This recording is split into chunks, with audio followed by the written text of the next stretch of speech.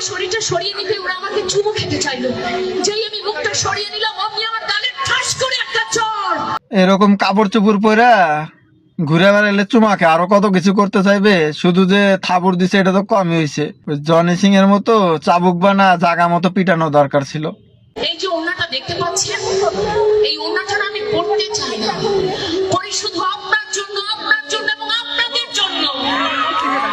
কারণ সোনামণি, আপনারা তো চাইতেছেন ওই আমেরিকার মতো যখন যারে মন চাইবো তার সাথেই যেন আকাম করতে পারি, এরকম দেশ বানাইতে চাইতেছেন। আপনাদের আশা পূরণ হবে না, এটা বাংলাদেশ, মনে রাখেন।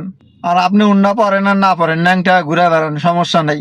তাহলে ওই আপনারা ওই রকমই দিব, নিয়ে পাট খেতে নিয়ে যা বড় একটা গ্যান্ডারি জায়গা মতো দিয়ে দিব। আপনি আমার টিপ নিয়ে কথা বলেছেন, আপনি আমার পোশাক নিয়ে কথা বলেছেন, আপনি আমার হাসি নিয়ে কথা বলেন, এমনকি আমার হাঁটা নিয়ে আপনি কথা বলেন। আর ছেলেরা কখনো ভালো মেয়েদের সম্পর্কে কথা বলে না। আপনার মতো যেটি দেহ ব্যবসা করে ওটির নাই কথা বলে।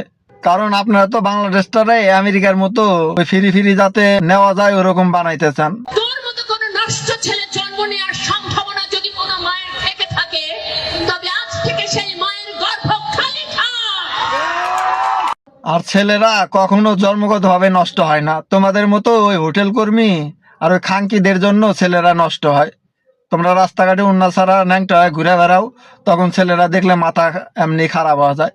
কারণ তোমাদের মতো ওই খাঙ্কিদের জন্য আজকে ছেলেদের এই অবস্থা। তোমরা ভালোভাবে বোরকা হিজাব করে রাস্তায় চলাচল করো, একটা ছেলেও তোমাদের দিকে তাকাবে না। তোমার মতো খাঙ্কি যদি কোনো মায়ে জন্ম দিতে পারে, আর তোমাদের মা বাবার জন্য তোমরা রাস্তাঘাটে খাঙ্কিগিরি করো, বোঝো নাই?